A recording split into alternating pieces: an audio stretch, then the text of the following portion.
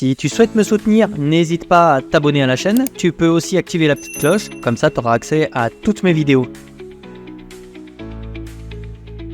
Tu peux aussi me rejoindre sur Twitter et suivre quotidiennement mes analyses techniques.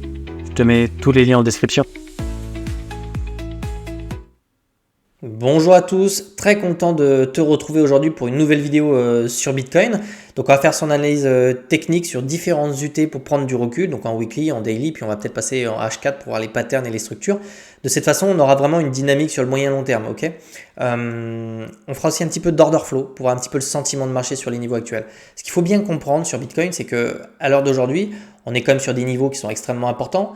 On est sur quand même un niveau d'ATH, on est en train de consolider dessus, de corriger dessus, donc c'est des niveaux qui peuvent être rejetés pour plusieurs raisons, hein. C'est simplement des niveaux de prise de profit, on le voit ici, on a clairement des distributions qui se mettent en place.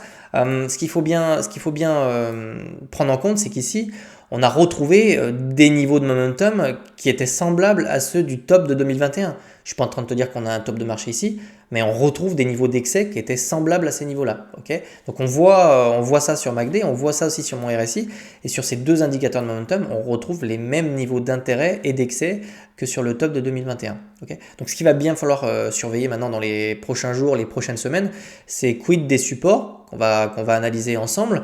Est-ce qu'on va vraiment les casser ou est-ce qu'on va vraiment consolider sur ces niveaux-là? Ça, c'est vraiment les choses qu'on va regarder ensemble. Si tu regardes à l'époque, lors de cette correction-là, on a eu une correction qui était importante, c'était autour de 20% de mémoire, je vais la reprendre, mais ouais, c'était un petit peu plus, 30%.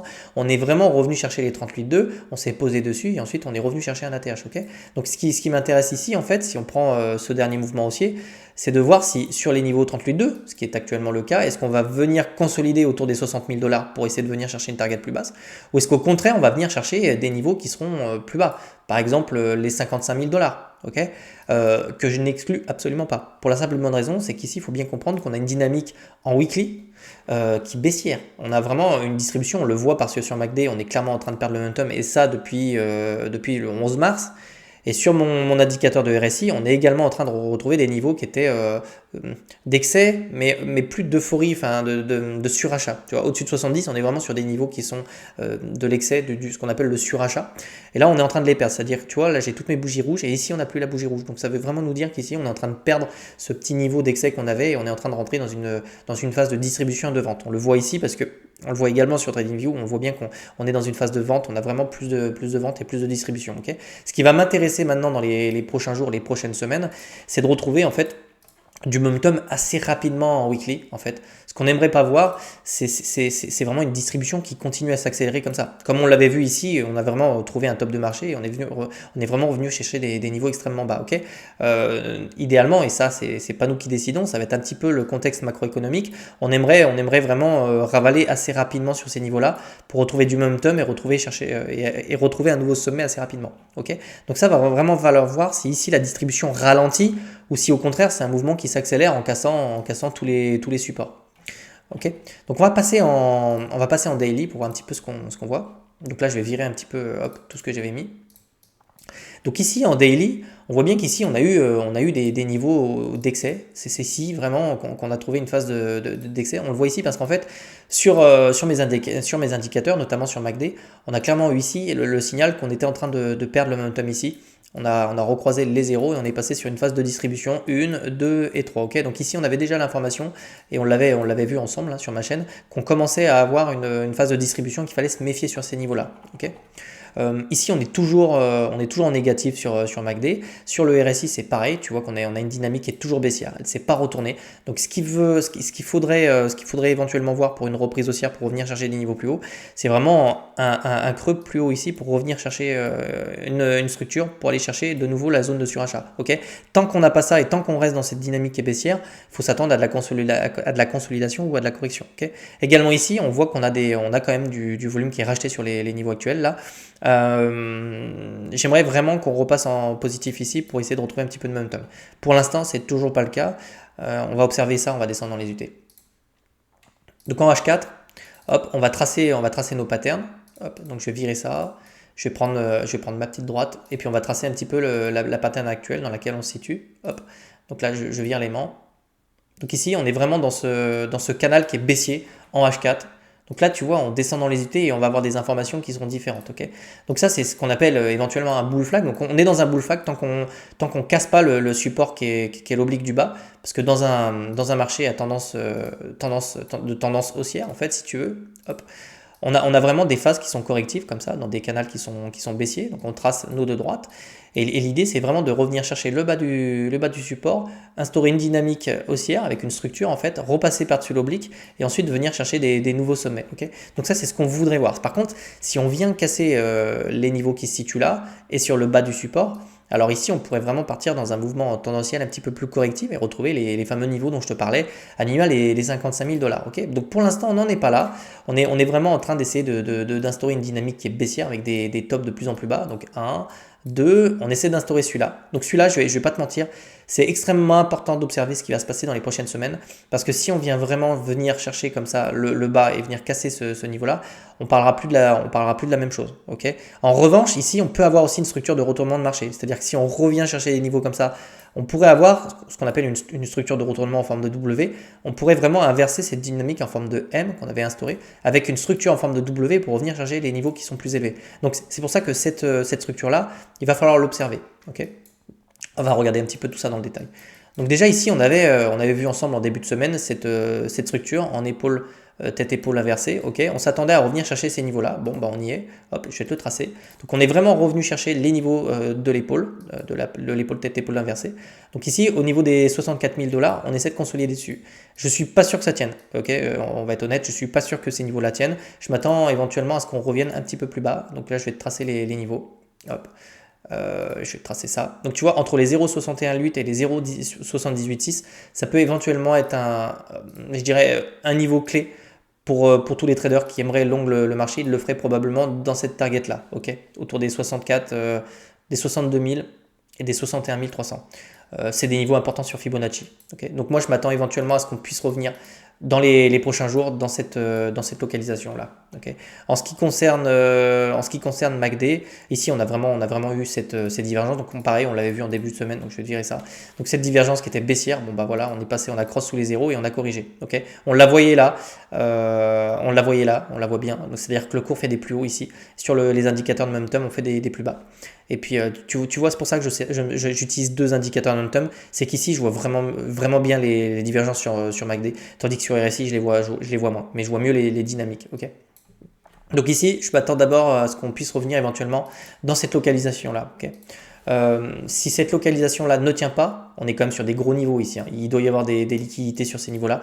On peut revenir chercher le bas de ce canal baissier. Okay. Ici, on observera le momentum sur ces niveaux-là. Pour l'instant, on n'est pas du tout là. Hein. Okay, on consolide sur ces niveaux-là. Si ces niveaux-là ne tiennent pas, on ira voir ces niveaux-là. Si ces niveaux-là ne tiennent pas, on ira voir le bas du canal. Okay. Donc on peut retourner sur ces trois localisations sans pour autant remettre en cause la tendance structurelle qui est à l'intérieur de ce range. Il faut bien le comprendre. L'idée quand même à terme, quand on a ces structures-là, c'est vraiment de retourner cette structure-là pour venir chercher beaucoup plus haut. Donc je vais te mettre ça en jaune pour que tu comprennes bien la structure, pour que tu la vois bien. Tu vois. Donc ça idéalement, c'est ce qu'on veut voir pour reprendre le momentum. Donc c'est pour ça que je ne m'inquiète pas plus que ça de voir ces mouvements-là. On ira voir un petit peu le dollar index ensuite après. Okay. Donc après, en ce qui concerne les objectifs haussiers, on les avait tracés. Donc c'est celui-là, entre 78,6 et 61,8. Hop, je vais te le mettre en rouge. Ça peut être éventuellement des localisations de rejet. Okay, donc entre 67 000 $ et 70 000 $, c'est la target haussière. Si on vient chercher des plus bas ici, ce sera probablement pour venir chercher d'abord cette localisation-là, puis ensuite le haut du range. Donc cette localisation-là ou cette localisation-là. Okay. Donc pour l'instant, moi je m'attends à ce qu'on revienne ici pour ensuite venir chercher les liquidités qui se situent là. De toute façon, quoi qu'il arrive, on a énormément de liquidités. On va aller voir ça. On a énormément de liquidités qui nous attendent au niveau de la TH. Okay, donc entre 76 000 et 71 500, on a énormément de liquidités. On en a même ici au-dessus du petit W qui prend forme. Donc en fait, on a des liquidités qui se situent ici, forcément dans le rectangle, et on en a d'autres qui se situent plus haut. Donc franchement, on a de quoi retrouver du momentum si on veut. Okay, si on veut. Sur le dollar index, c'est intéressant de voir ça. On a alors pour le coup, si tu suis mes vidéos, tu sais que je combine toujours l'analyse technique du dollar index et de Bitcoin, ça m'intéresse parce que souvent les deux paires sont assez corrélées. Et ici, quand même, on voit que sur le dollar index, on a une perte de momentum. On la voit aussi sur RSI. Et on la voit également sur MACD. C'est pour ça qu'en fait sur BTC, on a eu cette reprise haussière, cette petite dynamique haussière en H4 qui nous a permis de retrouver des niveaux autour des 67 000 $. Ok. Ce qu'il va falloir comprendre, ce qu'il va falloir suivre, c'est est-ce qu'on va péter ces niveaux-là sur le dollar index. Donc je vais te les tracer. Hop. Est-ce qu'on va venir péter ces niveaux-là pour revenir chercher beaucoup plus bas, auquel cas on va retrouver du momentum sur Bitcoin? Ou est-ce qu'au contraire, on va consolider sur ces niveaux-là pour venir chercher beaucoup plus haut?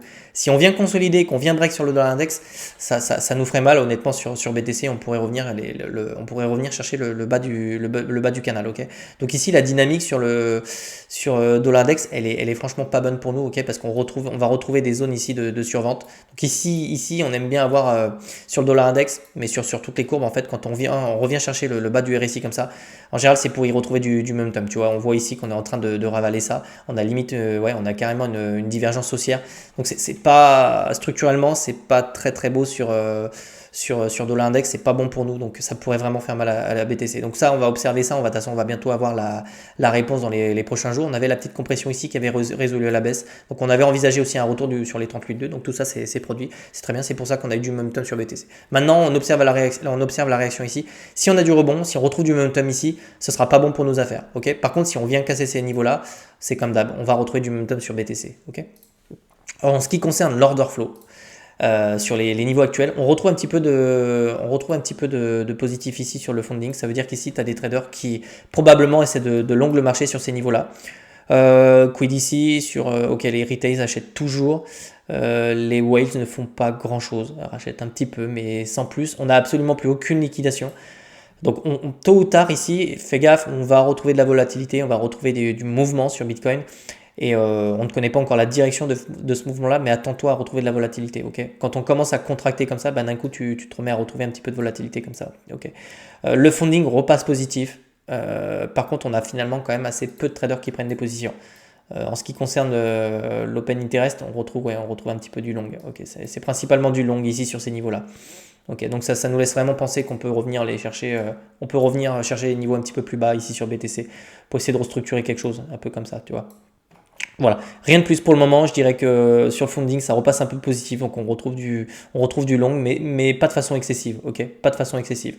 Voilà, donc si je devais synthétiser mon AT sur des grandes UT, on a vu que le mouvement de correction n'est probablement pas terminé. Ça va prendre du temps. On a des niveaux clés à surveiller. Le premier niveau clé pour moi, ça va être clairement les 59 000 $. Ici, on veut retrouver du momentum. On veut absolument pas casser ces niveaux-là parce que ça pourrait rapidement nous entraîner vers les 55 000 $. Ok. Sur du court moyen terme, d'abord, j'envisage un retour autour des 61 000 $ parce qu'on perd clairement le momentum ici, qu'on a un dollar index qui reprend lui du momentum de son côté. En tout cas, qui nous indique forcément sur ces indicateurs de momentum qui peut reprendre de la force, et ça fait pas nos affaires. Donc j'envisage vraiment un retour autour des 61 500 $, ok, pour éventuellement revenir chercher le haut du range. Ça reste toujours l'objectif. Pourquoi? Parce qu'on a énormément de liquidités qui se retrouvent ici. Ok, si on vient péter le bas du canal maintenant, ce sera tôt ou tard pour revenir chercher ces liquidités. Donc pour moi, le cycle n'est pas terminé, mais on peut avoir une baisse, des taux qui se situerait en fin d'année et éventuellement post-été, c'est-à-dire après l'été, on pourrait vraiment retrouver du mouvement et du momentum sur BTC. Donc on va surveiller tout ça dans les prochains jours. Tu connais toutes les localisations que j'ai en tête là sur les grandes UT et les petites UT. C'est ça qu'on va observer, d'accord?